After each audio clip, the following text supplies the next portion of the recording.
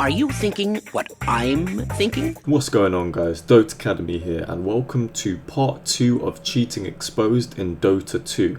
Now, from part 1 you would have seen a few examples of some cheats that modders have been making in Dota 2, such as the jug crit, such as the auto clockwork hook. Now, those aren't the worst cheats and hacks that people are making in Dota 2 right now.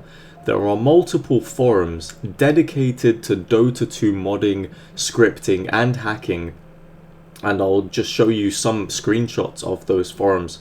This is where people in the present are making more and more hacks for the game, and the hacks that they are making, some of them are actually game breaking. Now, just to show you an example of a game-breaking hack is with illusions. So, for example, in this clip you can see that when Naga Siren uses her illusion skill, the hack automatically detects which one is the real Naga Siren. So this one completely renders illusion heroes useless because you are able to see which hero is the real one.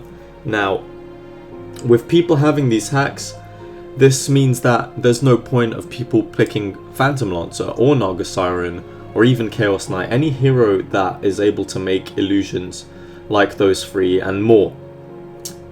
Now, this is obviously game ruining because you are not supposed to know.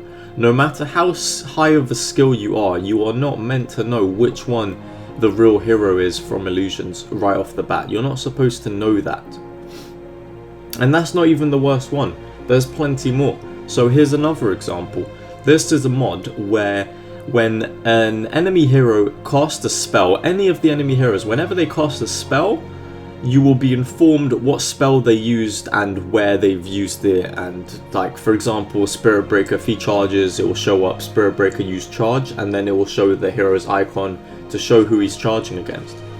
Now, this again is actually game breaking because you're not supposed to know what skills enemy heroes are using unless you obviously see them use it, but it's just ridiculous. Like, this stuff is game ruining, and with Valve's anti-cheat system there are some flaws in it because it isn't able to detect every single mod and hack that people are using, and because people are creating more and more right now, this makes it harder for Valve to actually track them down and be able to do something about these sorts of hacks. Now, I've only just mentioned 2 actual game-breaking hacks, but believe me, there are tons more. Here is a screenshot of one of the forums where you can see just mods that people have been making. Now, some of these are like cheating to compensate for lack of skill, but others are truly and utterly game-breaking, like the showcasing the illusion ones and more. And the thing is that people are making more and more of this now, that, you know, if Valve don't do something about this, then we're just gonna see a bunch of games where people are winning because of these mods and hacks, that it doesn't even matter if you're a low skill player. Like, you'll be doing things that not even the highest skills of players are able to do because they are impossible per se within the actual game if you're playing the game fairly as it's meant to be played. So I hope this helped give an insight just as to how bad these hackers can potentially ruin the game, because they're putting these mods and hacks online. They're available on the internet for people to go and download and use. Then that's where the problem occurs, because you're going to start seeing more and more people wanting to install these mods for them to get a game-breaking advantage over people who are playing the game fairly. Now, I hope that Valve will look into this. I hope they will be checking the hacking forums, the modding forums.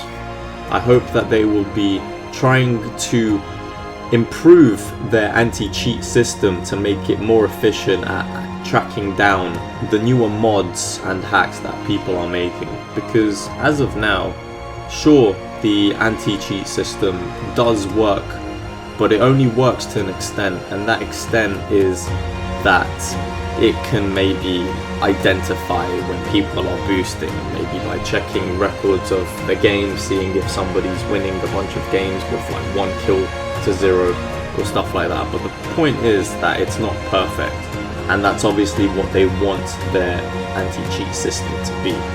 Now, in terms of the people using the mods, I think if you're watching this video and you think that you want to use this mod or you want to use these hacks, I feel like there is really no point, because Dota is a game that's supposed to be about building skill rather than not trying to improve and just taking the easy route by taking mods online and then just using them in order to win games, when really at the end of the day you're not a better player.